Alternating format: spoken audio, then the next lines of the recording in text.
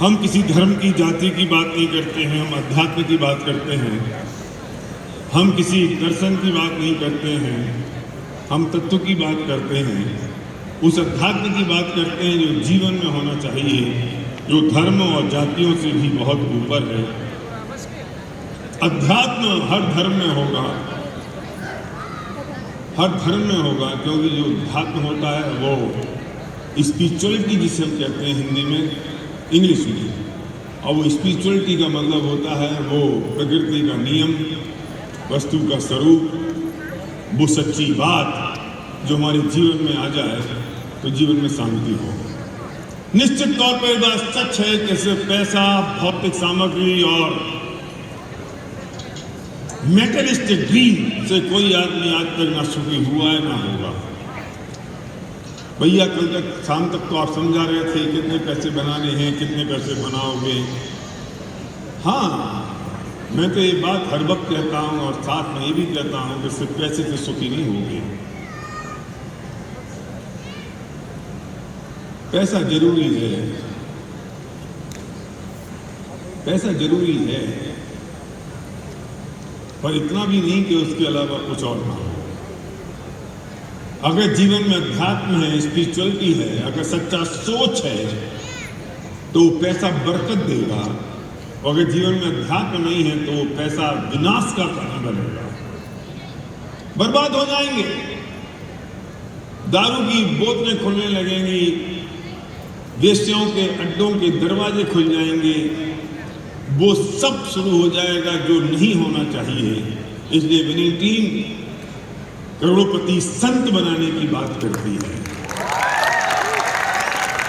संत करोड़पति नहीं, क्योंकि संत करोड़पति होगा तो बुरा होगा, लेकिन करोड़पति तो संत बन सकता है।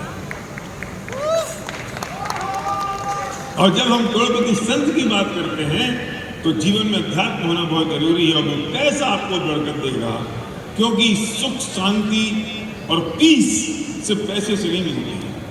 अगर सही सोच अध्यात्म जीवन में ना हो तो मैं फिर कहता हूं कि वो पैसा बर्बादी का कारण बनेगा। पैसा देखा होगा आपने, इसे विनिंग टीम है। ये जो लोगों को आना जाना जल्दी से कर दो, वरना मेरा तो मन ही होता है कि हमें जो टाइम 9 बजे का दिया उसमें दरवाजे बंद कर देना चाहिए। मैं शायद अगली बार से ऐसे ही करने वाला हूँ। ये कोई मेला नहीं है, ना कोई ये बसंती की नौटंकी होती है। जब मन में आए तब लोग चले जाएं, जब मन में आए तब आ जाएं। अगली बार से गेट बंद हो जाने चाहिए, कुछ ऐसा प्लान करना पड़ेगा। प्री असेंबलिंग एरिया एक होना चाहिए और एक प्री असेंबलिंग टाइम एक होना चाहिए। जब फंक्शन स्टार्ट हो जाए तो गेट बंद कर दो, ना जाने की जरूरत है ना आने की जरूरत है। ये कैजुअल नहीं है प्रोग्राम।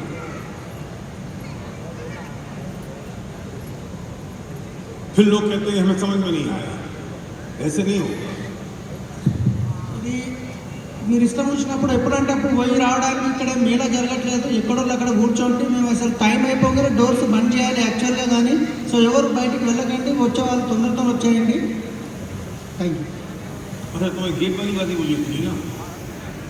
ठीक है, मैं आप जो बोल रहे हो लास्ट में बताऊंगा सर आपका। हाँ ठीक है ठीक है ठीक है, वो फ्लो गड़बड़ हो जाएगा। जी सर। दुख का मतलब क्या है? जो परेशानी है, जो दुख है, उसका मतलब क्या है?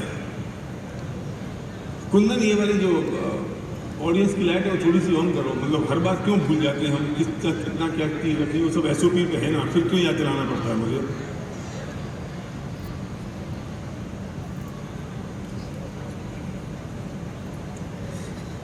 दुख का मतलब क्या है?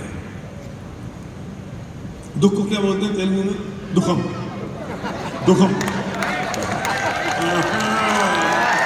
ठीक है। दुख का मतलब क्या है? दुख का मतलब है, किसे कहते हैं दुख? What is the definition of दुख? दुख की एक परिभाषा क्या है? क्या?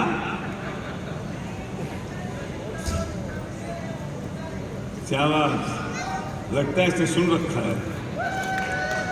जो चाहिए वो मिलता नहीं है, और जो मिला है वो चाहिए नहीं। मेरी तकलीफ क्या है? मेरी परेशानी इस बात की है कि जो मुझे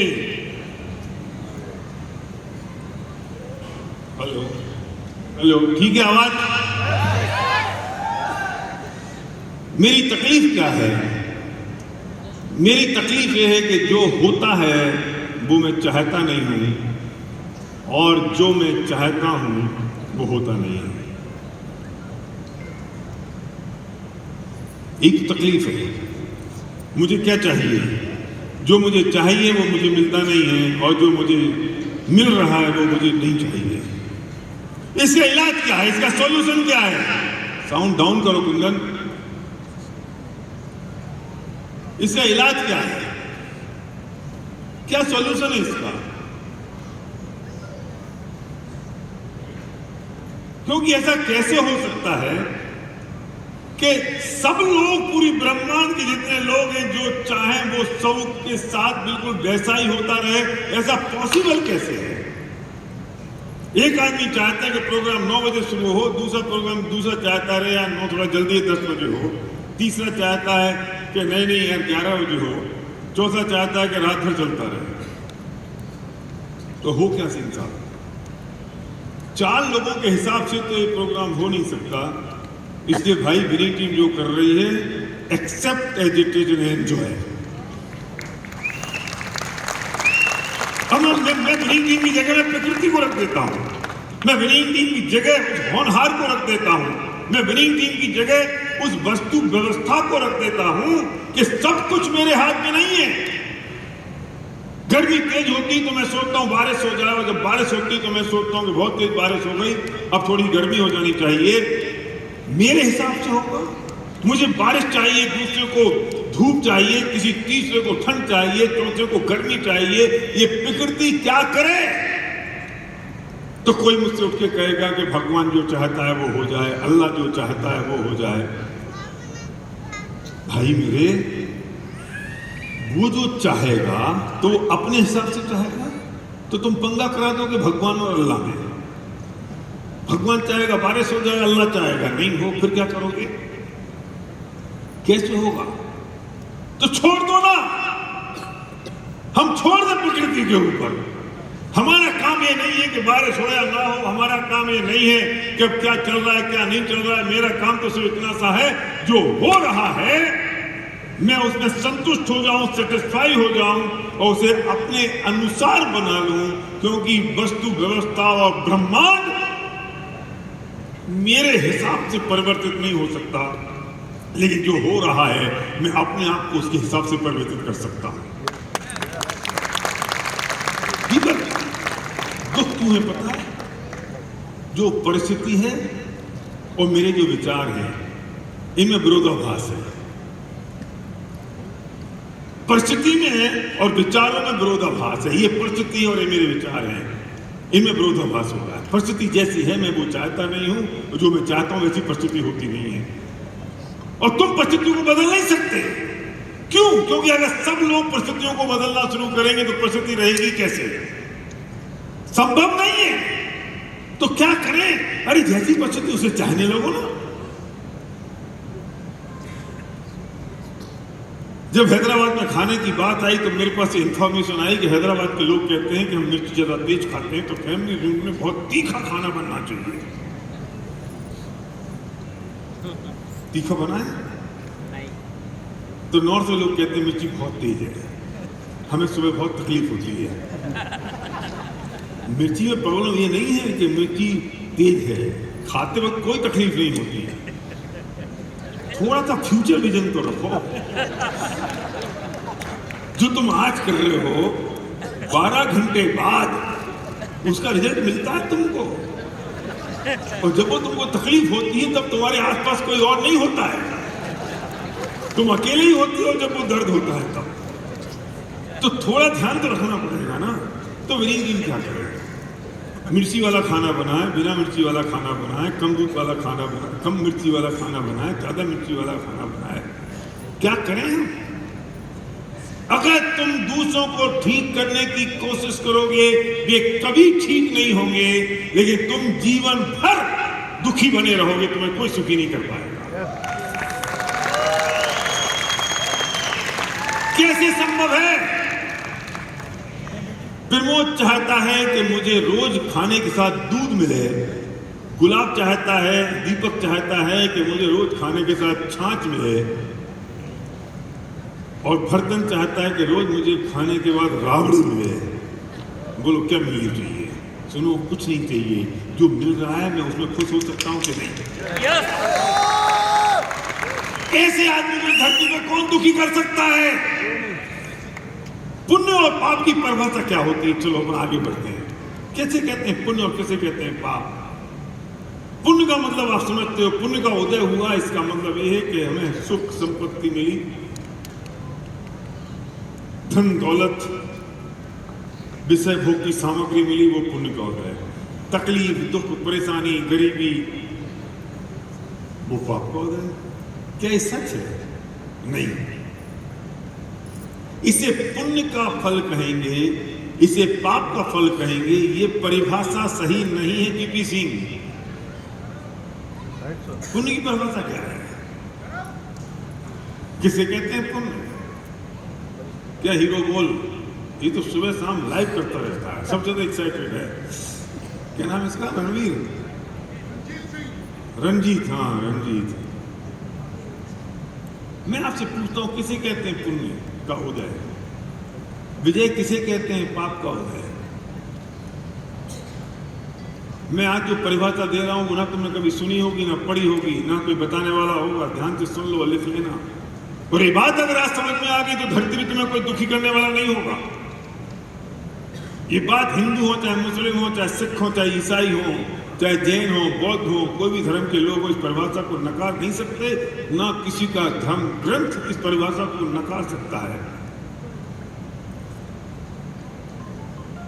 पुण्य का उदय मतलब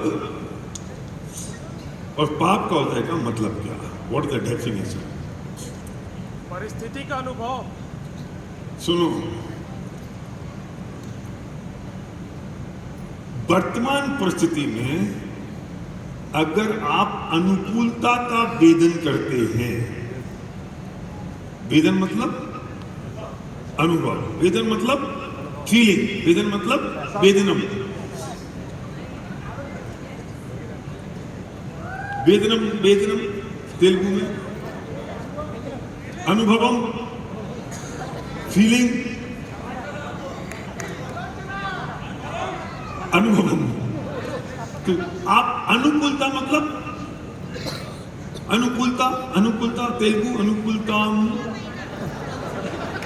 अनुकूलम। माइक तो बोलो ना, माइक है तो तपना, अनुकूलम, अनुकूलम, अनुकूलम। तो तेलुगु वाले तुम समझ लो, तुम सब हिंदी समझते हो, बीच में मामा लगा लिया करो बस, है ना?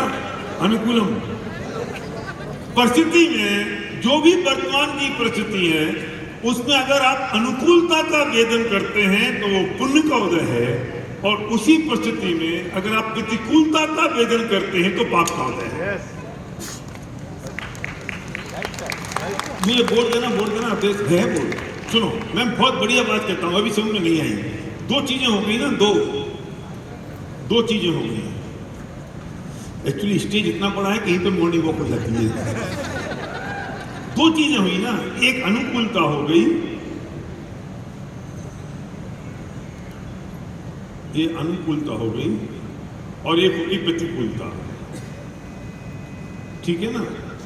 परिस्थिति है ना, ये तो परिस्थिति है ना, ये तो परिस्थिति है ना, ये जो सिचुएशन है ना, and situation is are not in under our control. वो सिचुएशन हमारे कंट्रोल में तो होती नहीं है, ये सिचुएशन है। अब इस सिचुएशन में दो ही चीजें होंगी, एक तो अनुकूलता होगी या प्रतिकूलता होगी। बोर्ड दिखाओ, एक अनुकूलता होगी या प्रतिकूलता होगी, तीसरी चीज तो नहीं हो सकती ना। पर दो चीजें होंगी, ये किससे, इन दोनों चीजों के लिए ये किससे होंगी? ये मुझे होंगी, मुझे होगी ना, क्योंकि इसमें मैं हूं ना शामिल, बात तो मेरी हो रही है ना। तो ये जो मुझे हो रही है अनुकूलता या प्रतिकूलता, इसमें होगा क्या? इसमें वेदन होगा, इसमें फीलिंग होगी।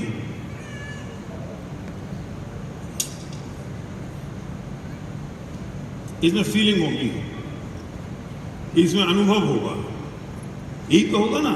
मुझे अनुकूलता का वेदन हो रहा है या मुझे प्रतिकूलता का वेदन हो रहा है, दो ही तो वेदन होंगे, तीसरा तो नहीं होगा ना पुरुषोत्तम, दो ही तो वेदन होंगे। तो इंपॉर्टेंट क्या रहा, अनुकूलता और प्रतिकूलता इंपॉर्टेंट रही या वेदन इंपॉर्टेंट रहा? वेदन। नहीं समझ में आया? अरे अनुकूलता और प्रतिकूलता तो परिस्थिति है, और परिस्थिति तो हम ऑलरेडी समझ चुके हैं, वो पर की स्थिति है, वो मेरी स्थिति नहीं है। तो इसमें हो क्या रहा है, वेदन, फीलिंग, महसूस करना। तो इंपॉर्टेंट क्या रहा, वेदन इंपॉर्टेंट रहा ना। किसका वेदन? मेरा वेदन। अपना वेदन। कहीं समझ में आ रही बात? मेरा वेदन इंपॉर्टेंट रहा ना, मेरी फीलिंग, मेरा महसूस करना, मेरा अनुभव करना, वो इंपॉर्टेंट रहा ना। इन सबको मिलकर मैं वेदन शब्द का प्रयोग कर रहा हूं। एक शब्द का प्रयोग करेंगे, बार बार हर शब्द का प्रयोग करेंगे तो बात बन नहीं पाएगी, न हम समझ पाएंगे। इन सबको हमने कह दिया वेदन। तो इंपॉर्टेंट क्या रहा, वेदन। अब मुद्दे की बात यह है कि वो जो वेदन है वो अगर अब परिस्थिति से कोई मतलब ही नहीं रहा, परिस्थिति से मतलब नहीं रहा, अब वो जो वेदन है वो वेदन अनुकूलता का होता है तो पुण्य का उदय है, और वो वेदन अगर प्रतिकूलता का होता है तो पाप का उदय है। परिस्थिति से संबंधी खत्म हो गया, इंपॉर्टेंट रहा वेदन, परिस्थिति से संबंधी नहीं है।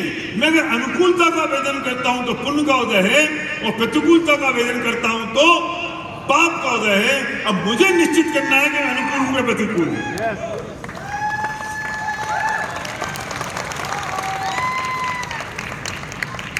सुनो,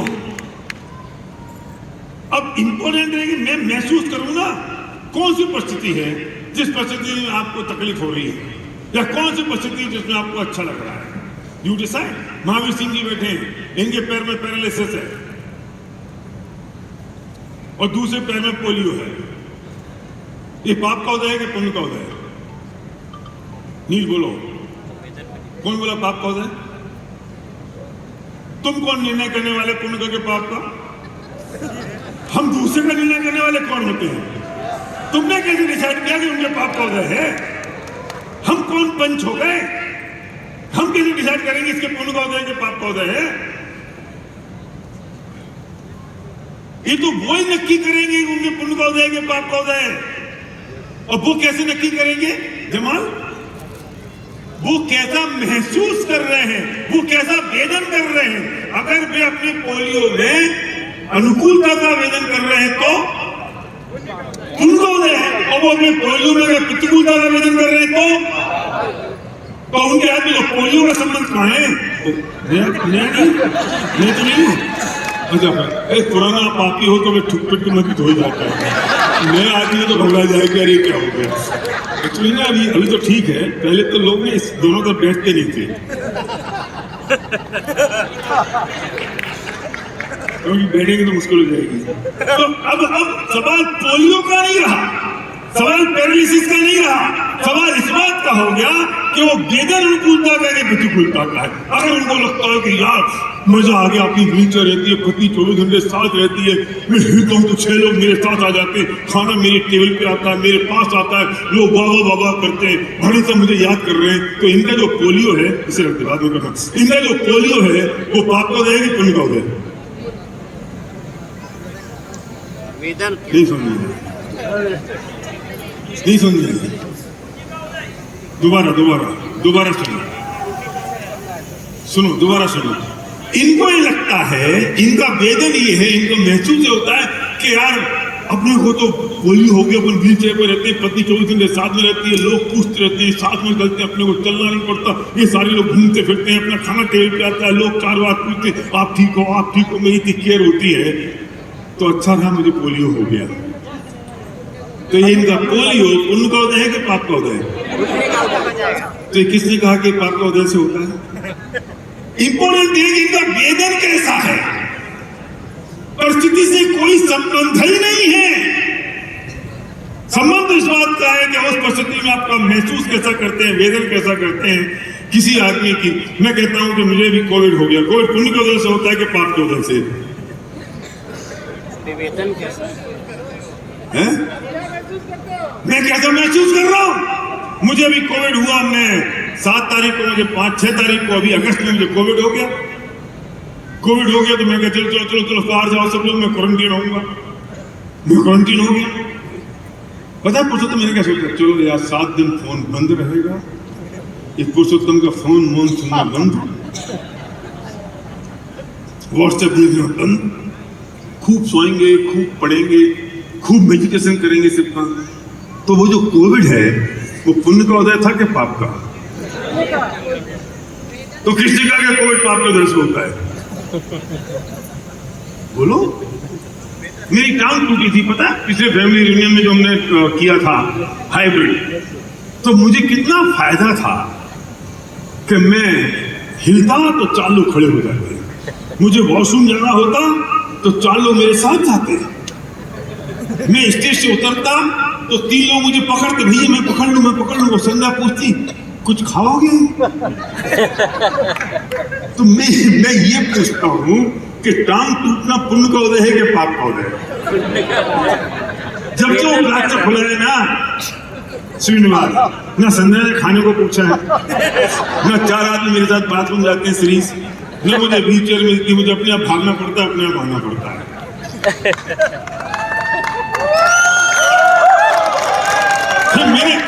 फिर मैंने वीडियो देखा, मेरे वीडियो, उसमें कहता है शेर कितना भी जख्मी हो जाए शेर शेर ही रहता है। मैंने देखा मेरा वीडियो, तो वो पुण्य के उदय से हुआ कि पाप के उदय से हुआ? कोई शेर कहने वाला तो मिला? तो किसने कहा कि पैर टांग जो टूटती है वो पाप के उदय से टूटती है?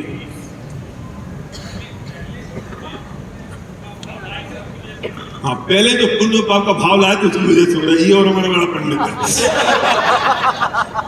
बेटा वो अलग फिलॉसफी है, वो फिर बाद में समझाऊंगा, नहीं तो इसके लिए समझने को सारे डी को अलग से रखना पड़ेगा। अभी टॉपिक ये है तुम महसूस कैसा कर रहे हो, सवाल इस बात का नहीं है। बोलो। माइक देना, माइक देना, माइक। हाँ, कल क्या इंसिडेंट हुआ तुम्हारे साथ? जल्दी।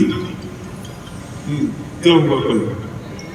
मुझे भी कल यहाँ मीटिंग में बैठा हुआ था, जब हाफ ब्रेक हुआ था, तो मैंने घर में फोन किया कि मैं रिटर्न का रिजर्वेशन कराऊँ। कार्ड ले लिया, रिजर्वेशन हो रहा था, साइबर क्राइम को 25,000 निकल गई कल दोपहर को। क्या निकल गई? 25,000 अकाउंट से निकल गई। फ्लाइट तुम्हारा अकाउंट से निकल गए? 25,000 निकल गए कल दोपहर को, यहाँ बैठा हुआ था। अच्छा। मेरे साथ मेरे जो टीम है वो भी बैठे हुए, उनको सबको मालूम, इनकी 25,000 चले गए। सब मजे से मीटिंग करता रहा, रात को एंजॉय करता रहा, कुछ नहीं। वाइफ रात को बोलती है तुम्हें बिल्कुल भी टेंशन नहीं है? मैंने कहा पुण्य उदय समझे ना क्या है, भैया की चीज समझे ना, 2 प्लान एक्स्ट्रा करेंगे, 25,000 फिर कमाएंगे। अब इस धरती पे कौन जीवीसी को दुखी कर सकता है, परेशान कर सकता है? जिसको समझ में आ गया कि होना क्या है वो तो हो चुका। पुण्य पाप को अगर ये दुखी होता, हारा मेरे 25,000 चले गए, हारा मेरे 25,000 चले गए, हारा मेरे 25,000 चले गए, तो भी तो जा चुके थे, उसे तो कोई रोक सकता ही नहीं था, ये तो आने वाले नहीं थे सुधीश। लेकिन ये दुखी हो जाता, 25,000 जाना भी इसकी पुण्य का उदय हो गया। क्यों? क्योंकि इसने अनुकूलता का आवेदन किया कि अब 2 प्लान और दिखाने हैं।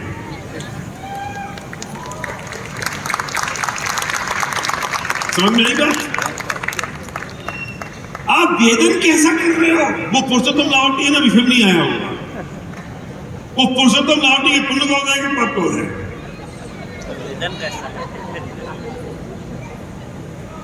वो अगर ये महसूस करता है हाय राम मेरे बस 1 रुपया भी नहीं आ रहा, मेरे बस 1 रुपया भी नहीं आ रहा, इतने सारे ड्यूटी लोग तो मेरे बस 1 रुपया नहीं, तो पाप का उदय। वो कहे वाह मेरे पास इतनी बड़ी असेट्स है और जिस दिन मैं चाहूंगा उतने में थोड़ा सा काम करके कर लूंगा, तो उसका पुण्य का उदय आ गया। क्या फर्क है? अरे किसी की पत्नी बहुत खूसट हो, रोज लड़ती हो, झगड़ती हो, प्राण ले ले, काली कलुटी दत्कड़ू हो, बिल्कुल बदसूरत हो, झगड़ा करती है, तो वो पुण्य का उदय है, कईयों के पाप का उदय है। कईयों को बोलना पड़ेगा तुम्हारी बेगम पास में बैठी है।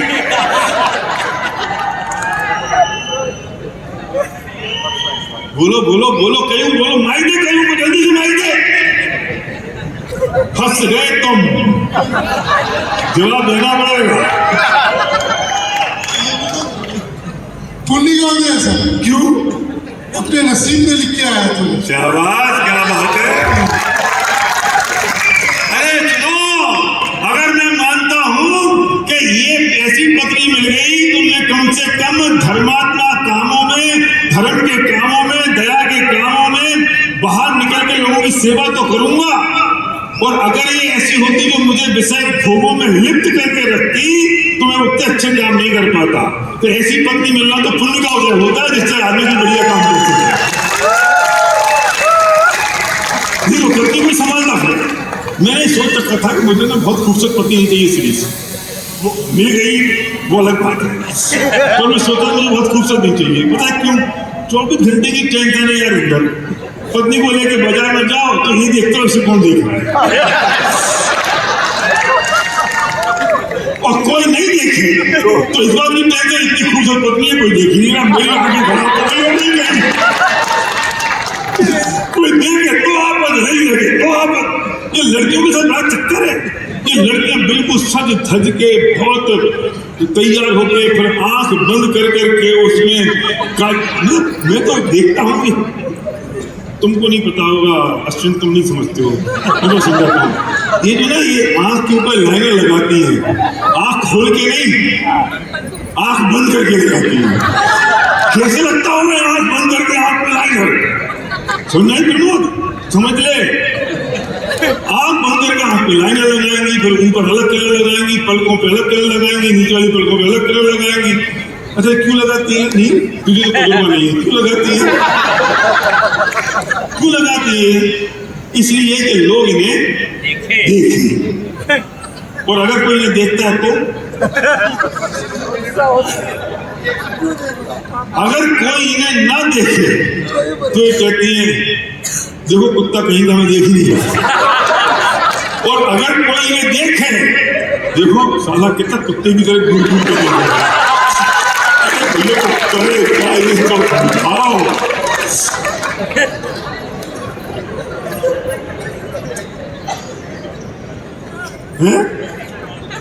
हाँ ना मरने तो नहीं जीने दो।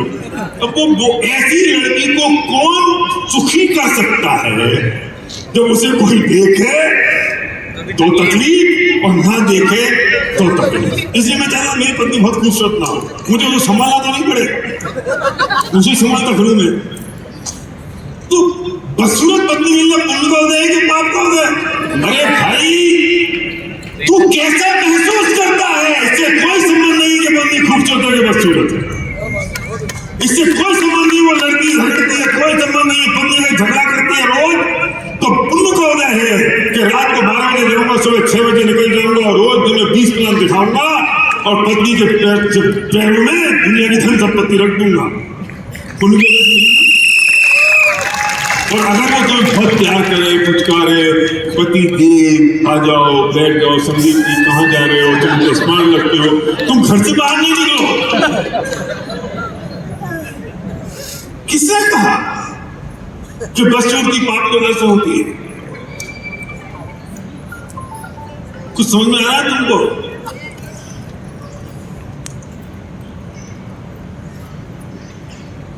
सुरेश समझ में आ रहा है कुछ? थोड़ा थोड़ा समझ आ रहा है सुरेश? हाँ सुरेश तो समझता है ना, सुरेश बोल रहा हूँ। मलयाल हाँ वही सुरेश समझ। सवाल इस बात का है मैं महसूस कैसा करता हूँ। अगर आप अनुकूलता का आवेदन करते हैं तो पुण्य का उदय है, और प्रतिकूलता का आवेदन करते हैं तो पाप का उदय है। इससे कोई संबंध नहीं है कि आपकी परिस्थिति कैसी है। किसी भी परिस्थिति में, धरती की कोई भी परिस्थिति में, अब तुम्हें कौन दुखी करेगा, तुम्हें कौन परेशान कर सकता है?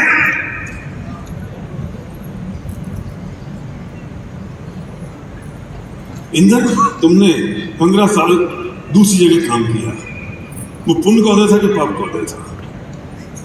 पुण्य का उदय था। अगर तुम वो नहीं करते तो तुम यहां नहीं आ पाते। हम कहते नहीं भाई जिंदगी खराब हो गई, जिंदगी कैसे खराब हो गई, किसने खराब कर दी? मेरी जिंदगी में इतना रोलर कोस्टर हुआ, ऊपर गई नीचे गई, ऊपर गई नीचे गई। मैं सोचता हूँ मेरा तो बहुत पुण्य का होता था। अगर वो नहीं होता तो मुझे इतने जिंदगी के तजुर्बे नहीं होते, और मेरी जिंदगी इतनी ऊपर नीचे नहीं होती, तो मेरे बच्चे इतने संस्कारी नहीं होते। ये तो आसमान से कूद रहे होते, क्योंकि इन्हें तो हमेशा हरा हरा देख रहे होते। इन्हें पता तो चला कि जिंदगी में पैसे की कीमत क्या है। तो मेरी जिंदगी का ऊपर नीचे होना मेरे पुण्य की उदय के कारण हुआ।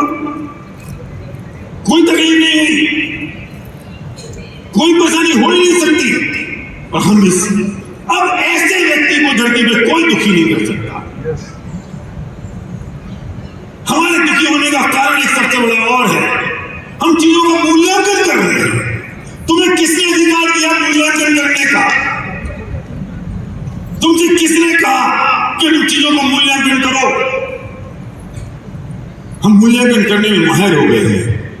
हम दो मूल्यांकन करते हैं, पहला ये अच्छा है कि बुरा है। तुमसे किसने कहा अच्छा है बुरा है? तुम डिसाइड करो। ये तुम्हारी अपनी डेफिनेशन है, अच्छा है कि बुरा है। परिस्थिति जो जैसी है वैसी है। ये लाल रंग का पेंट पहनना अच्छा है कि बुरा है? गोविंदा के लिए अच्छा है, गोविंदा के लिए अच्छा है, मेरे लिए बुरा है। ये मेरा वर्जन है। चीजें ना अच्छी होती ना बुरी होती हैं। हमें मूल्यांकन करना बंद कर दें अच्छा हो रहा है कि बुरा हो रहा है, और दूसरा ये मूल्यांकन करना बंद कर दें कि अपना है कि पराया है। ये दो मूल्यांकन मुझे परेशान करते हैं। अगर मैंने दो मूल्यांकनों को करना बंद कर दिया, ये मैंने एनालिसिस करना बंद कर दिया, मूल्यांकन मतलब एनालिसिस, मैंने अगर एनालिसिस करना बंद कर दिया, इसकी समीक्षा करना मैंने बंद कर दिया, तो तुम साक्षी भाव में हो जाओगे और तुम पुण्य पाप से भी पार धर्म की गति में पहुंच जाओगे, जो पुण्य और पाप से भी ऊपर है। वो साक्षी भाव की बात हो रही है, वो बात समता भाव की हो रही है कि जैसा है तुमने एक्सेप्ट कर लिया, जो है तुमने देख लिया, जो है तुमने समझ लिया और जान लिया। तुमने अपने आप को अटैच नहीं किया, तुमने अपने आप को उससे जोड़ा नहीं, और तुम लॉ ऑफ डिटैचमेंट में पहुंच गए। जब तुम लॉ ऑफ डिटैचमेंट में आ जाते हो तो में कोई दुखी करने वाला नहीं होता। लॉ ऑफ डिटैचमेंट एक अलग डेफिनेशन, अलग टेक्निक है, मैं उसकी बात कभी और करूंगा। लेकिन सवाल इस बात का है कि हमने मूल्यांकन बंद कर दिया,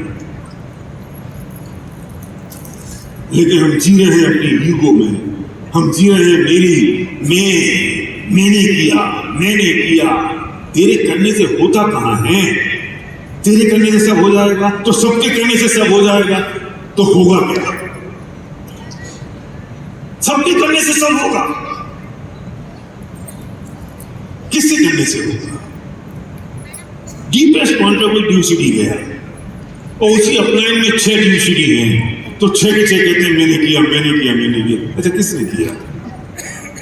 अगर वो तू कर सकता है ना, तो उसकी डेट में एक और आदमी है 5%, उसको कर दे।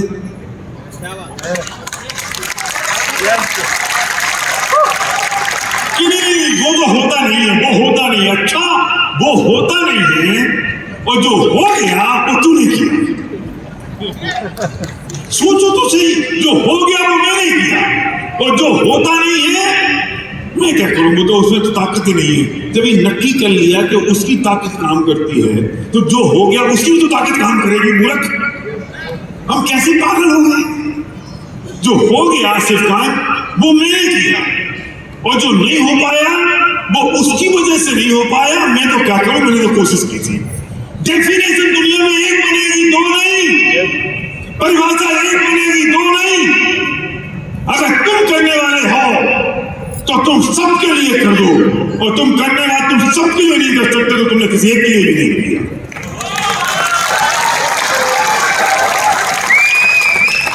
लेकिन समझ में आ रही है बात? घर में खाना खाओ ना, और आज दाल थोड़ी खराब बने, तो पत्नी क्या कहती है पता है? मैंने कोशिश तो की थी, पता नहीं कैसे खराब बन गई। क्यों तेरी कैसे खराब बन गई? पापा पता नहीं, मेरे तो पता नहीं, आपकी खराब लग रही होगी, बाकी तो मुझे तो ठीक लगी। ये कौन सी परिभाषा है कि मुझे तो ठीक लगी, आपको खराब लगी होगी, और जो अच्छी बन जाए मैं को चरी बात बहुत अच्छी हो रही। अच्छा पापा मेरा तो हाथ ही कुछ ऐसा है। एक चीज नक्की करो, हमारा पागलपन है ये पागलपन है हमारा।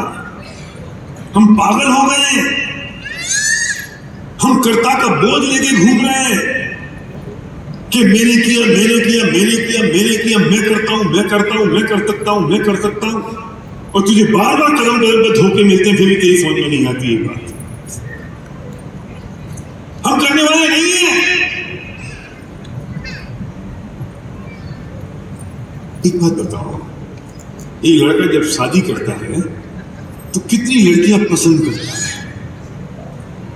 और फिर तुम सबको पता है कि कैसी मिली है।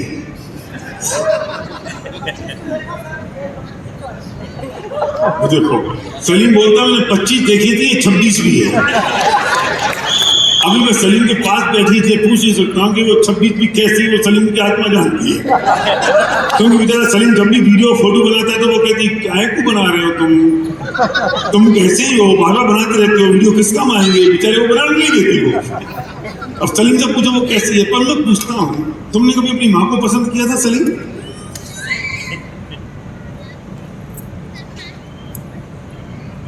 तुमने बहन को पसंद किया? तुम्हें मौका नहीं मिला, और वो जो है ना वो बेस्ट ऑफ द बेस्ट है, उससे बढ़िया नहीं हो सकता।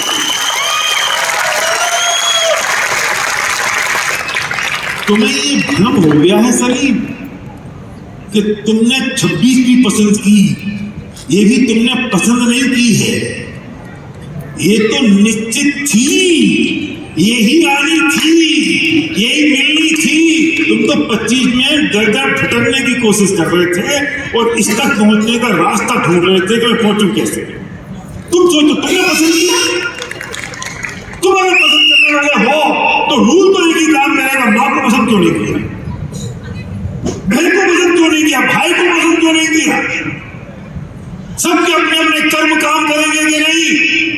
सबके अपना अपना भाग्य काम करेगा कि नहीं?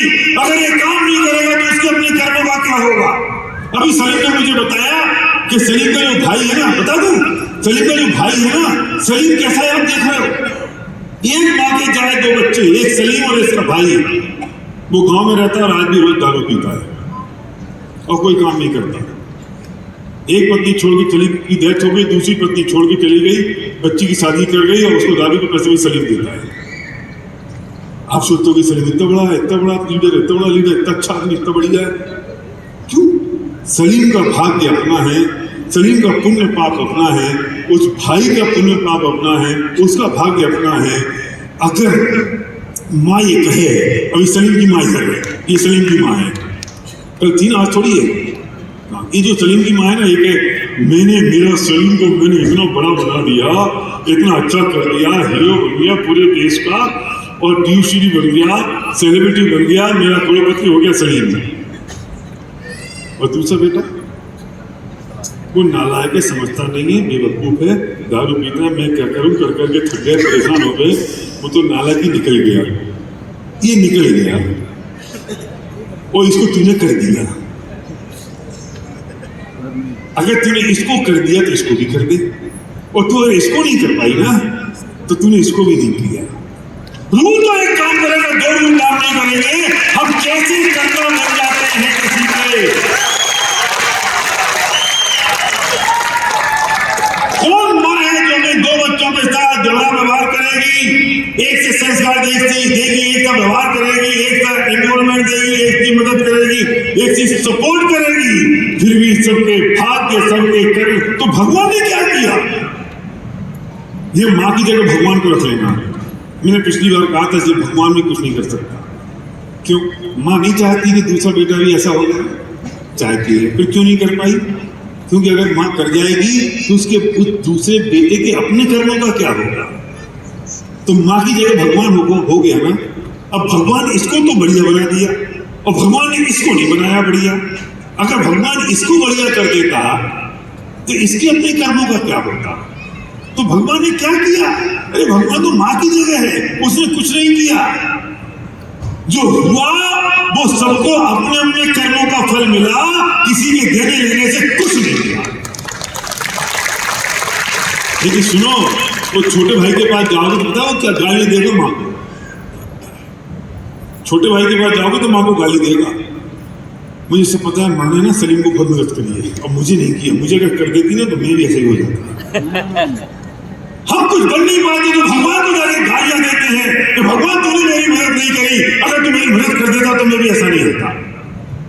हम अपने कर्मों को नहीं देख रहे हैं, हम भगवान को दोष दे रहे हैं। तुम माँ को दोष दे रहे हो क्योंकि तुम कुछ कर नहीं पाए, इसलिए क्योंकि तुम्हें अपने को दोष देना नहीं आता है, तुम्हें दूसरों को दोष देना आता है। तुम भगवान को भी नहीं छोड़ते हो, तुमने भगवान को भी नहीं छोड़ा, तुमने अल्लाह को भी नहीं छोड़ा, तुमने किसी को नहीं छोड़ा।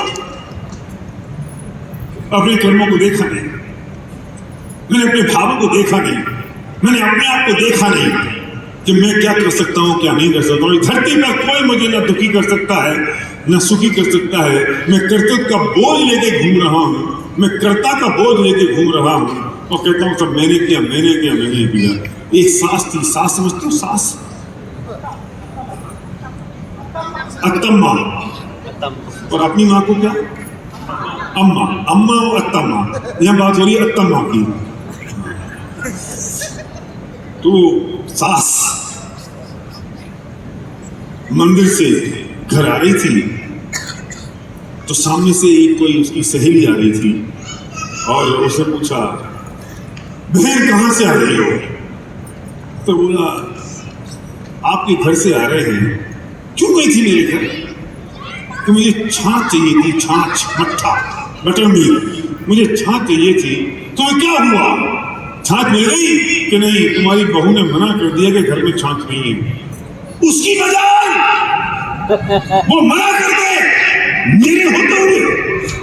चलो बहन मेरे घर वापस चलो। बेचारी जल्दी वापस। जैसे वो घर पहुंची तो वो घर के अंदर गई सास, उस बहन को बाहर रखा, कहा कि जाओ, अब मैं तुमसे कहती हूँ कि घर में छाछ नहीं है। नहीं, अरे बहू की कैसे हिम्मत हो सकती है कि वो मना कर दे घर में छाछ नहीं है? मना तो मैं करूंगी कि घर में छाछ नहीं है।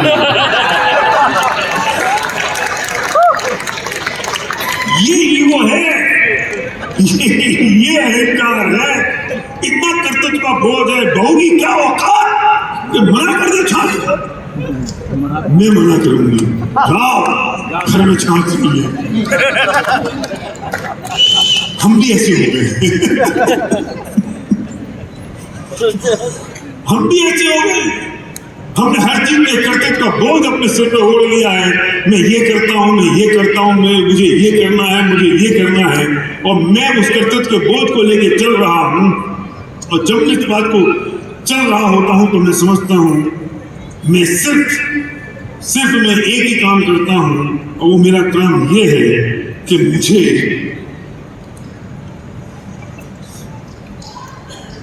तमाशगीर रहना है। मैं जिसकी बात कर रहा था कि मैं तमाशगीर हूं। मैं जो हो रहा है उसे देख रहा हूं और जान रहा हूं। मैं करने वाला नहीं हूं, मैं करता नहीं हूं। मेरे कर्मों के उदय को मैं भोग रहा हूं, और उसमें अगर मैं अनुकूलता का भेदन करता हूं तो पुण्य का उदय होता है, और प्रतिकूलता का भेदन करता हूं तो पाप का उदय होता है। और जो घट रहा है मैं वो देख रहा हूं। मजारी होता है ना, मदारी।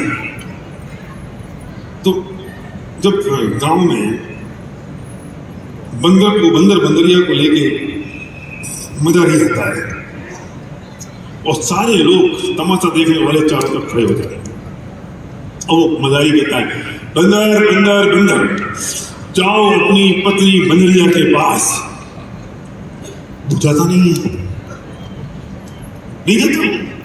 तो मदारी को कितनी टेंशन होती है, मदारी को कितनी परेशानी होती है।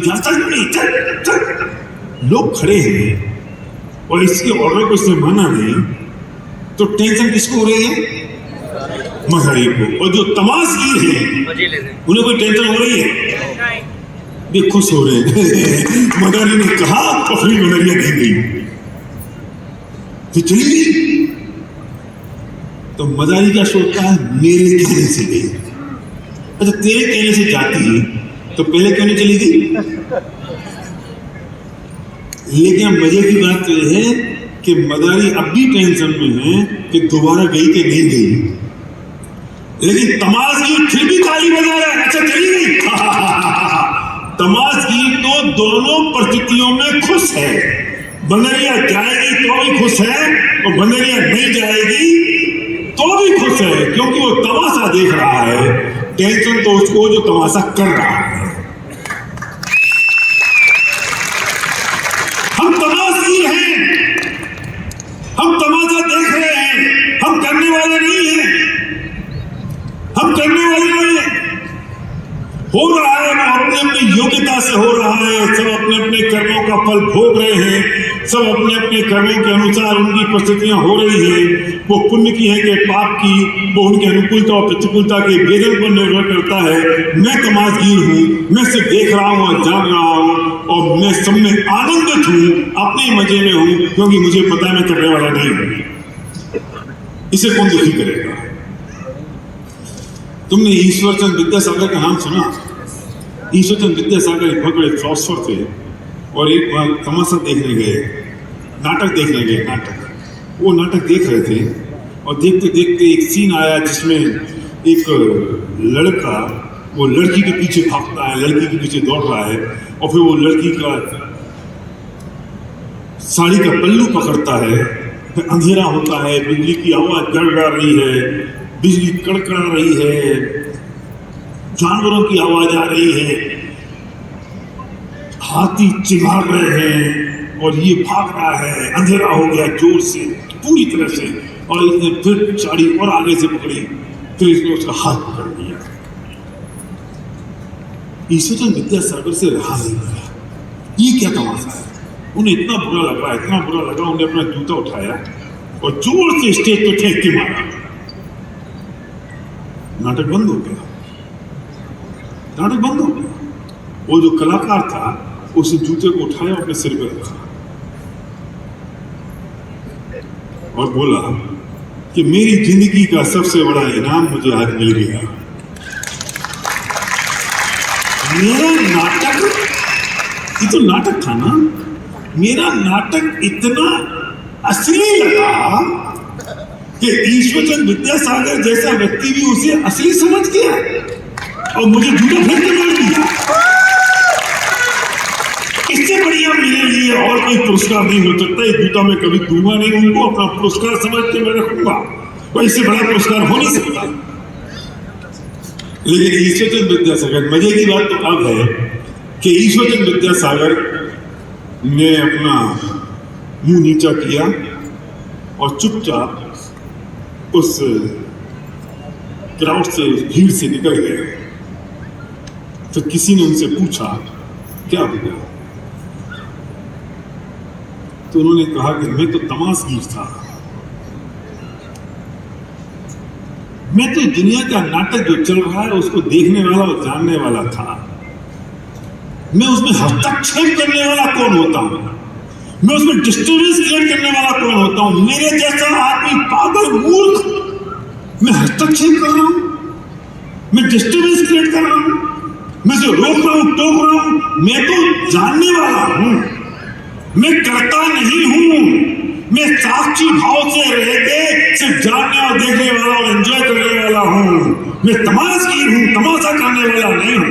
तमाशा करने वाला डायरेक्टर जो करना था करता, और मैं समझ गया कि ये तो इमेज को छेड़छाड़ कर सकता हूं, मैं इसमें हस्तक्षेप कर सकता हूं, मैं इसको डिस्टर्ब कर सकता हूं। तू ऐसे ये पूरी दुनिया में हस्तक्षेप करने की कोशिश करता है, वो कभी होता नहीं है, इसलिए मैं दुखी बना देता हूं। हम हस्तक्षेप कैसे कर सकते हैं दुनिया में? क्यों प्रेम? हम नहीं कर सकते। हम जब देख सकते हैं और जान सकते हैं, उसको एंजॉय कर सकते हैं। ये मेरा काम है, मैं सिर्फ उस काम को करता हूं। मैंने ये सोच रखा है, मैंने ये जान रखा है कि सब मैं कर सकता हूं, मैं कर सकता हूं। मैंने किया, मैंने किया, मैंने किया, इससे मैं दुखी होता हूं। सुनो, राम बनना, राम बनने का ढोंग मत करना। अगर राम बनने का ढोंग किया ना तो एक दिन रामलीला के राम बन जाओगे।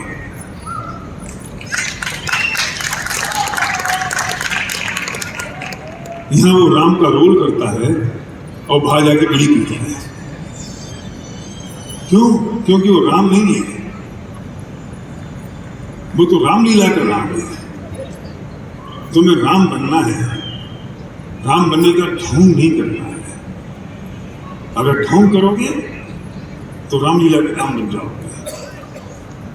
हमारा जीवन ऐसा हो जाए, हमारी बात ऐसी हो जाए और एक धरती पर कोई व्यक्ति कुछ भी स्थिति और परिस्थिति आ जाए जो मुझे दुखी नहीं कर सकती, मुझे परेशान नहीं कर सकती, क्योंकि मैं निर्णय करने वाला मैं स्वयं हूं, कोई मेरा निर्णय करने वाला नहीं है धरती पर।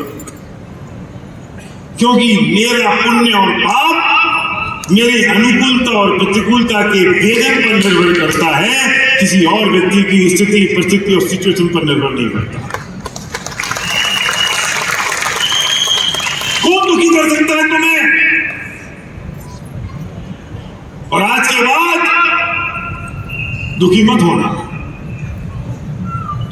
क्योंकि निर्भर करता है तुम्हारा जीवन कैसा है। मैं अपने बच्चों से कहता हूं हर बार, महीने में 1-2 बार तो कह देता हूं, देखो बेटा आज पुण्य की वजह से जो आ रहा है उसे एंजॉय करो, मस्त रहो, जैसी जिंदगी जीना चाहे तो जी लो, लेकिन हो सकता है पाप का उदय आ जाए तो ये सब खत्म हो जाए, तो हम फुटपाथ पे हरी मिर्ची और सूखी रोटी के साथ भी खाना खाएंगे ना, तो अभी अनुकूलता का वेदन करेंगे, प्रतिकूलता का वेदन करेंगे। हमें कौन दुखी कर सकता है? फिर कौन दुखी कर सकता है? और हम दुखी क्यों हो सकते हैं? हमें धरती में कोई दुखी करने वाला नहीं है, उसे निर्णय से मैं करता हूं। और आज के बाद ये निर्णय अब सिर्फ मैं करूंगा, कोई और नहीं। तैयार हैं? खड़े हो जाओ,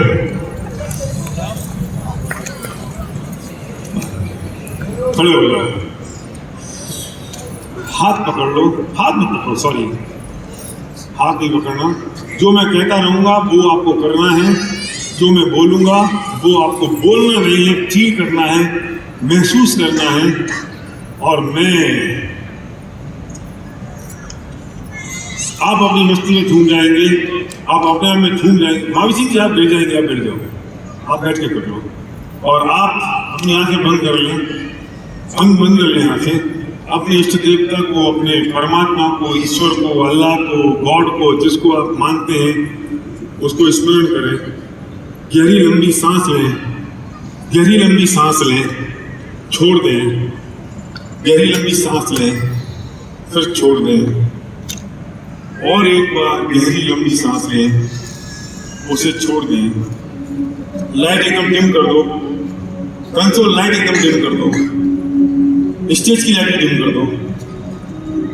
एक बार आंख बंद करिए, अपनी मस्ती में आ जाइए, दुनिया के सारे विकल्पों को मुक्त हो जाइए, सब चीजों को बिल्कुल छोड़ दीजिए, हटा दीजिए अपने दिमाग से, विकल्पों से। आप इसी परिस्थिति में जी रहे हैं, आप यही हैं, कोई और नहीं है। आप सिर्फ अपने आप में हैं और अपनी मस्ती में आ जाइए, झूम जाइए। आप अपने हाथों को वहां लहराइए जहां आपके हाथ जाना चाहते हैं। आप अपने मस्ती में झूमें, नृत्य करना शुरू कर दें, नाचना शुरू कर दें, डांस करना शुरू कर दें। आप फ्री हो जाए।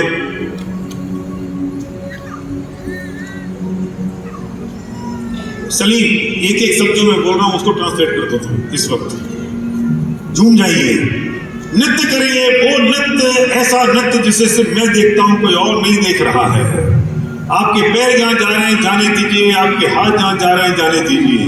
కళ్ళు మూసుకొని మీ చేతులు కాలు ఎక్కడ పోయినా పర్వాలేదు, మీ మస్తిలో మొత్తం మైకంలోకి వెళ్ళిపోండి, కళ్ళు మూసుకోండి, శ్వాస తీసుకోండి, మళ్ళీ వదులుకోండి। आपकी आंखें बंद हैं और इस हॉल में हर व्यक्ति की आंखें बंद हैं। आप ही अकेले हैं, हॉल में कोई और नहीं है। ये मत सोचिए कि कोई मुझे देख रहा है और क्या सोच रहा होगा कि मैं क्या कर रहा हूँ। आप अकेले इस हॉल में, आपके अलावा कोई भी नहीं है। ఈ హాల్లో మీరు ఒక్కరు తప్పితే ఎవరు లేరు, మీ కళ్ళు బంద్ ఉన్నాయి, అందరి కళ్ళు బంద్ ఉన్నాయి, మీరే ఉన్నారు, నృత్యం చేయండి। सारे विकल्पों को मुक्त हो जाइए, सब चीजों को हटा दीजिए अपने दिमाग से, बिल्कुल लंबी गहरी सांस लेते हुए झूम जाइए और उसके बाद अपनी सांस को नॉर्मल करिए और जो बात मैं कहता जा रहा हूँ उसे विजुलाइज करिए, उसे महसूस करिए। इस पूरे हॉल में आप अकेले हैं, आप जो करेंगे वो आप ही अपने आप को देख रहे हैं, कोई और नहीं। అన్నీ మర్చిపోండి, మైమైకంలోకి వెళ్ళిపోండి, మిమ్మల్ని మీరు మొత్తం మర్చి ఎవరు లేరు. కళ్ళు మీరు శ్వాస తీసుకోండి, శ్వాస వదులుతూ ఉండండి. मैं अपने कर्मों का कर्ता खुद हूँ, कोई और नहीं है। నేను నా యొక్క కర్మాలకు నేనే బాధ్యుని, ఎవరు గారు. मैं अनुकूलता का आवेदन करता हूँ, इसलिए मेरा हमेशा पुण्य का उदय है। నేను ఏదైతే జరుగుతుందో దాన్ని నేను స్వీకరిస్తాను, అందుకే నేను పుణ్యం చేస్తాను. मैं बहुत खुश हूँ, నేను చాలా సంతోషంగా ఉన్నాను, मैं मस्त हूँ, చాలా బాగున్నాను. मेरा जीवन सन्यासी की तरह हो गया है। నా జీవితం సన్యాసిలాగా అయిపోయింది. मेरे पास जो है నా దగ్గర ఏదైతుందో मैं उसमें अपने आप को आनंदित मानता हूँ। దాంట్లో నేను తృప్తిగా సంతోషంగా ఉంటాను. क्रोध, కోపం, मान, మాన్, माया, మాయ, लोभ, లోభం, ईर्षा, ఈర్ష్య, जलन, మంట, अहंकार అహంకారం मेरे से कोसों दूर है, నాకు చాలా దూరం ఉంటాయి. क्योंकि ఎందుకంటే मैंने నేను उन्हें अपने अंदर आने की इजाजत ही नहीं दी है। నా లోపలికి వచ్చే అవకాశం ఇవ్వలేదు. और जब मैंने इजाजत नहीं दी నేను ఎప్పుడైతే అవకాశం ఇవ్వలేదో तो वो मेरे अंदर कैसे आ सकते నా हैं? లోపలికి ఎలా వస్తాయి. मैं बहुत पवित्र आत्मा हो गया हूँ, నేను చాలా పవిత్ర అయ్యాను. मेरी आत्मा भगवान अल्लाह जैसी है, నా ఆత్మ భగవంతునిలా ఉంది. क्योंकि मैं उन्हीं का बच्चा हूँ ఎందుకంటే నేను వాళ్ళ పిల్లల్ని, और मैं उनके जैसा बनना चाहता हूँ నేను వాళ్ళ అవ్వాలనుకుంటున్నాను. और मैं उनकी तरह उनकी राय पर हूँ। నేను వాళ్ళ ఆధారంలో నడుస్తున్నాను. मुझ में और उनमें जो फर्क था वो फर्क मैंने हटा दिया है, వాళ్ళలో నాలో ఉన్న ఫరక్ని నేను తీసేశాను. क्योंकि वो भी एक दिन हमारे जैसे थे ఎందుకంటే వాళ్ళు కూడా మనలాగానే और ఉంటారు. एक दिन मैं भी उनके जैसा बनने वाला हूँ। ఒకరోజు నేను కూడా వాళ్ళలాగానే అవుతాను. मेरी आत्मा నా యొక్క ఆత్మ बहुत पवित्र है, చాలా పవిత్రంగా ఉంది. इसलिए గురించి मैं पूरी दुनिया को अट्रैक्ट कर रहा हूँ। మొత్తం ప్రపంచాన్ని అట్రాక్ట్ చేస్తున్నాను. झूम जाइए, ఊగిపోండి. नृत्य कर दीजिए, वो मोर जैसा नृत्य करिए कि जब मोर जंगल में नाचता है बादलों को देखते हुए, जब बादल घुमड़ घुमड़ के आते हैं, बारिश हो रही होती हल्की हल्की और वो मोर इतनी जबरदस्त तरीके से नाचता है कि उसके पंख भी ऊपर हो जाते हैं, वो नंगा भी हो जाता है तो उसे असर नहीं पड़ता, क्योंकि जंगल में मोर नाचा, किसने देखा? इसलिए मोर अपनी मस्ती में है, उतनी मस्ती में आ जाइए। ఊగిపోండి. ఎప్పుడైతే మేఘాలు కమ్ముకుంటాయో నెమలి రెప్పలు మొత్తం విప్పి నృత్యం చేస్తుంది. అది ఎంత నృత్యం చేస్తుంది అంటే దాని పంకులు మొత్తం లేచినప్పుడు ఓపెన్ అయిపోయి అయినా దానికి తెలియదు. సో ఆ విధంగా మీరు మొత్తం ఊగిపోండి. पैर जहाँ जा रहे हैं जाने दीजिए, हाथ जहाँ जा रहे हैं जाने दीजिए, शरीर जहाँ जा रहा है जाने दीजिए। కాళ్ళు ఎక్కడికి अगर आप गिर रहे हैं तो गिर जाइए, आप बैठ रहे हैं तो बैठ जाइए, छोड़ दीजिए अपने आप को, बिल्कुल हल्का कर दीजिए, अपनी मस्ती में अपनी धुन में आ जाइए। इस धरती पर सिर्फ आप हैं, विश्व में सिर्फ आप हैं, कोई और नहीं है। चारों तरफ सुगंधी है, हल्की हल्की बारिश हो रही है, ठंडी ठंडी हवा चल रही है, पक्षियों की आवाज आ रही है और आप अपनी मस्ती में हैं। ఊగిపోండి. మీ చేతులు ఎక్కడ వెళ్తున్నాయి వెళ్ళనండి, మీ కాళ్ళు ఎక్కడ వెళ్తున్నాయి వెళ్ళనండి, పడిపోండి, కూర్చోండి, ఏం పర్వాలేదు. చల్లటి వాన చినుకులు పడుతున్నాయి, చల్లని గాలి వస్తుంది. ఈ ప్రపంచంలో మీరు తప్పితే ఎవ్వరు లేరు, మీరు ఒక్కరే ఉన్నారు. ఊగిపోండి. मैं बहुत खुश हूँ, నేను చాలా సంతోషంగా ఉన్నాను, मैं अपने आनंद में हूँ, నా యొక్క సంతోషంలో ఉన్నాను. क्योंकि अब धरती पर मुझे कोई दुखी करने वाला है ही ఈ नहीं। ప్రపంచంలో నన్ను ఎవరు బాధపెట్టే వాళ్ళే లేరు. मुझ में నాలో पूरी विश्व की शक्ति आ गई है ప్రపంచంలో మొత్తం విశ్వంలో శక్తి నా లోపలికి వచ్చేసింది. और ये पूरी विश्व की शक्ति ఈ ప్రపంచంలో మొత్తం శక్తి मेरे अपने लिए है। నా గురించి ఉంది. मैं जो भी चाहता हूँ वो हो रहा है। నేను ఏదైతే కోరుకుంటున్నానో అది జరుగుతుంది. और हे परमात्मा, ఓ భగవంతుడా, जब तू हमारे साथ है నువ్వు నా వెనకాల ఉన్నావు. तो सब तो हो चुका, అన్నీ అయిపోయాయి. क्योंकि मैं तेरी राह पर हूँ। ఎందుకంటే నేను ఏ దారిలో నడుస్తున్నాను. मैंने कर्तृत्व का बोझ हटा दिया है। కర్తృత్వ భావం తీసేశాను. मैं सिर्फ तमाशगीर हूँ నేను చాలా సమాజగీరు ఉన్నాను. और मैं आनंद लेता हूँ। और ఇక్కడ నేను ఎప్పుడు ఆనందంతో ఉంటాను. मैं जानता हूँ और देखता हूँ। నేను చూస్తున్నాను, నేను అర్థం చేసుకుంటున్నాను, मैं जानता हूँ और देखता हूँ నేను అర్థం చేసుకుంటున్నాను, నేను వింటున్నాను. और अपनी मौज में रहता हूँ। నేను ఒక నా సంతోషంలో ఉంటాను. मैं अपनी मौज में हूँ।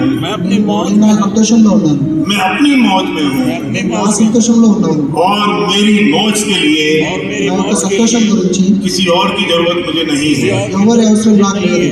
किसी और की जरूरत हो भी नहीं सकती। ఎవరి అవసరం నాకు అవసరం లేదు. मैं अपने आनंद में, నేను నా సంతోషంలో, अपनी मस्ती में, నా యొక్క మస్తీలో, अपने आप में నాలో నేను मस्त हूँ। మస్తున్నాను. हर पल ప్రతిసారి मुझे एक ही बात का ख्याल रहता है, నాకు ఒకటే విషయం గుర్తుంటుంది, इन भावों का फल क्या हो। భావంగా ఫలితం क्या होगा, ఈ భావాల యొక్క ఫలితం ఏమొస్తుంది. और जब मुझे पता लग गया है ఇది నాకు తెలిసిపోయిందో तो అయితే अब कौन मेरा क्या बिगाड़ेगा, ఎవరు నన్ను ఏం చేయగలుగుతారు. क्योंकि अभी तक तो ఎందుకంటే ఇప్పటి వరకు मैं अपना ही నేను నా యొక్క बिगाड़ रहा था। చెడుకుంటున్నాను. जब मैंने अपने आप को सुधार लिया నేను నన్ను तो సరిచేసుకున్నాను. कौन मेरा बिगाड़ सकता है। ఇప్పుడు నన్ను ఎవరు ఏం చేయలేరు. मैं अपनी मस्ती में हूँ, నేను నా యొక్క మస్తీలో मैं अपने ఉన్నాను, आनंद में हूँ, నా యొక్క సంతోషంలో ఉన్నాను, मैं बहुत सुखी हूँ, నేను చాలా సుఖంగా मैं ఉన్నాను, बहुत प्रसन्न हूँ, నేను చాలా ప్రశాంతంగా ఉన్నాను, मैं बहुत आनंद में हूँ, నేను చాలా సంతోషంగా ఉన్నాను, बहुत आनंद में हूँ, చాలా సంతోషంలో ఉన్నాను, बहुत मस्ती में हूँ। చాలా మస్తీలో ఉన్నాను.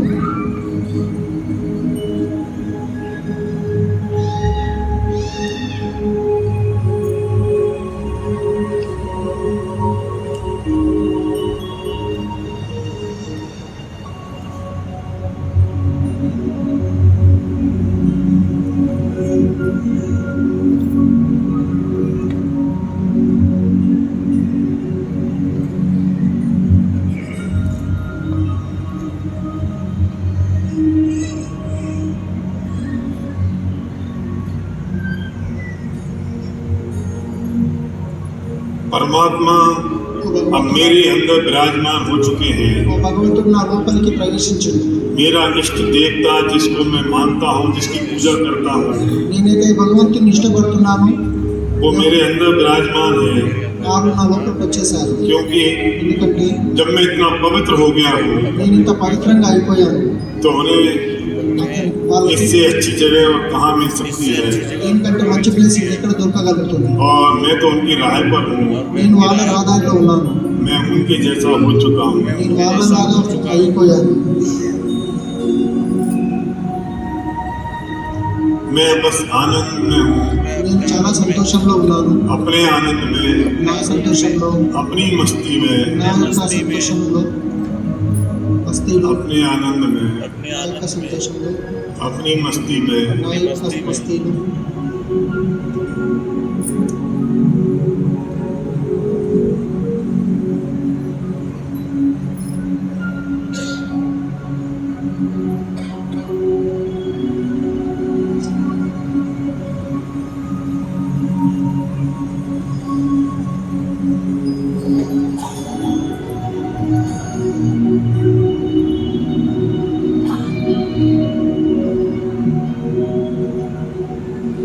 आपके अंदर का प्यार మీ అందరి లోపల ఉన్న ప్రేమ लुटा दो पूरी दुनिया में, మొత్తం పంచేసేయండి.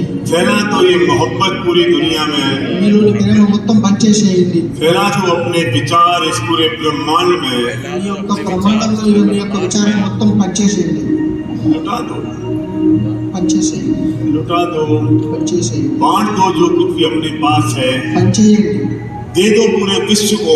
మొత్తం ప్రపంచానికి ఇచ్చేసేయండి. जब मैं इतना पवित्र हो गया हूँ నేను ఇంత పవిత్రంగా तो తయారయ్యాను. बांट दो पूरे विश्व को अपनी पवित्रता, మీ యొక్క పవిత్రత మొత్తం విశ్వంలో अपनी పంచేయండి. सज्जनता, మీ యొక్క సత్యంత, बिखेर दो ये सारी खुशियाँ, మీ సంతోషం మొత్తం పంచేయండి, बिखेर दो सारी मोहब्बत పంచేసేయండి మొత్తం మీ ప్రేమని सब में। అందరిలో. अब आप ఇప్పుడు మీరు एक प्रेम का दूत हो गए हैं, ఈ ప్రేమ యొక్క పాలు తయారయ్యారు. अब प्रेम का दूत हो गए हैं आप। ఈ ప్రేమ యొక్క పాలు తయారవుతారు. आप जिसको छुएंगे మీరు ఎవరినైతే वो ముట్టుకుంటారో पवित्र होगा। వాళ్ళు కూడా పవిత్రంగా తయారవుతారు. आप में उतनी शक्ति है, మీ లోపల అంత శక్తి ఉంది, उतनी तरंगें आ गई हैं, అన్ని తరంగాలు మీ లోపలికి जिसको వచ్చేసాయి. आप छुएंगे మీరు ఎవరినైతే वो तरंगित हो जाएगा, వాళ్ళు కూడా పవిత్రంగా తయారవుతారు. और जो आपको छुएगा ఎవరైతే మిమ్మల్ని ముట్టుకుంటారో वो भी तरंगित हो जाएगा। వాళ్ళు కూడా పవిత్రంగా తయారవుతారు. और आपकी पवित्रता, మీ యొక్క పవిత్రత, आपकी खुशियाँ, మీ యొక్క आपकी సంతోషం, मोहब्बत మీ యొక్క ప్రేమ इस पूरे ब्रह्मांड में बिखेर दो, ఈ ప్రభు బ్రహ్మాండంలో क्योंकि పనిచేయాలి. अब आप भगवान की दूत हैं। ఎందుకంటే ఇప్పుడు మీ భగవంతుని యొక్క దూత తయారయ్యారు.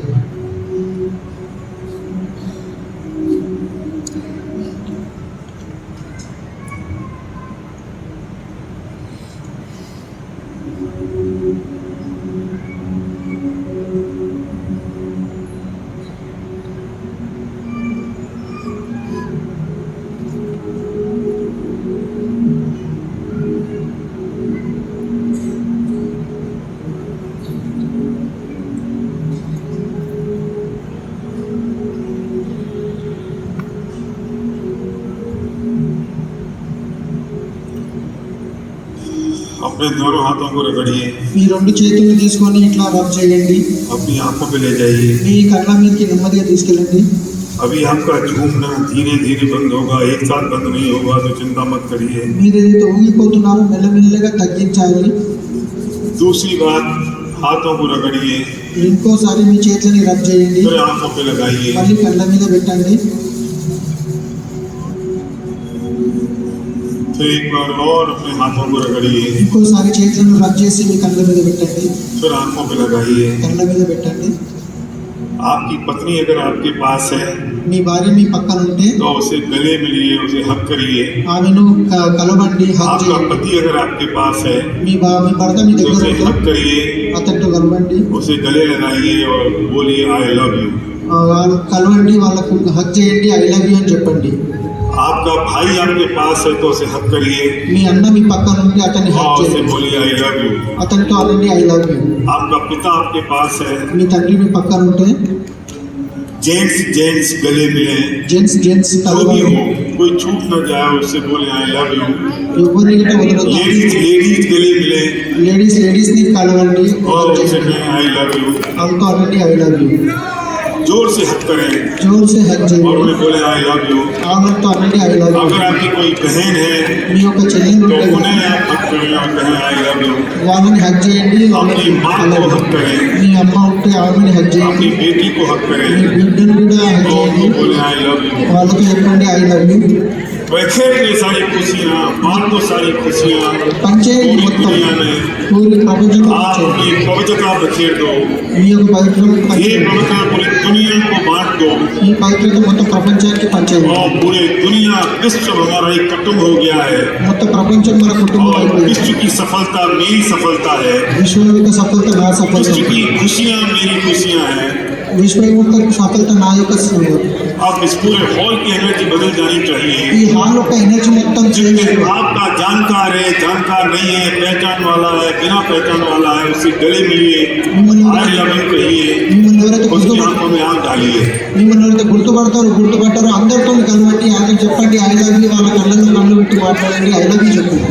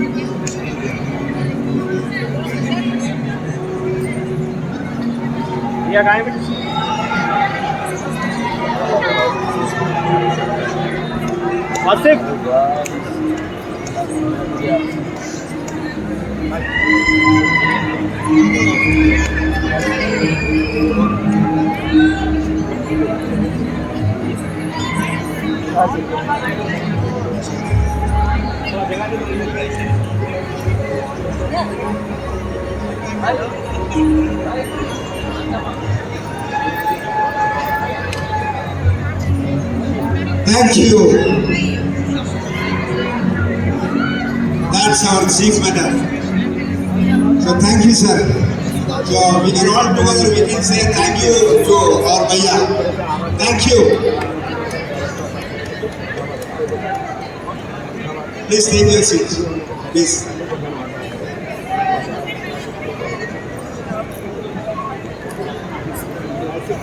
Please take your seat.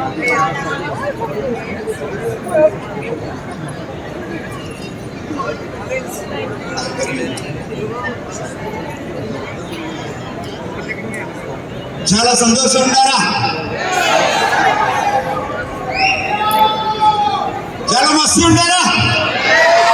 Wow, thank you. So please settle down.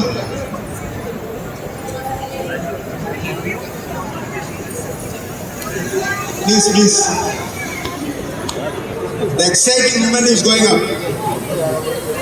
Please.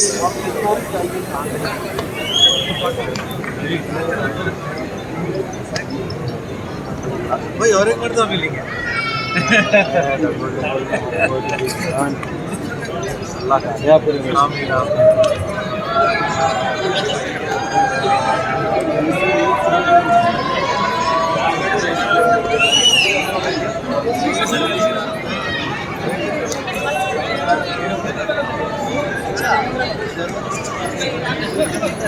I missed it now. Okay, let's move on to the next. Dear friends, today is the last day for the historic family reunion in Hyderabad in 2022. So please settle down. Now the recognition is going to start on stage. Are you ready? Okay, so please settle down, please.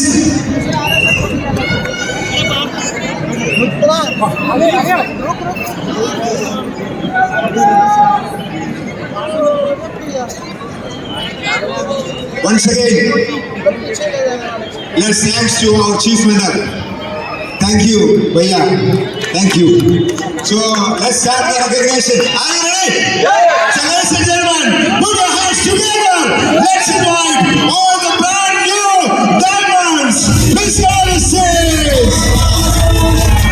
All the diamonds. All the diamonds. All the diamonds. Please go on the stage.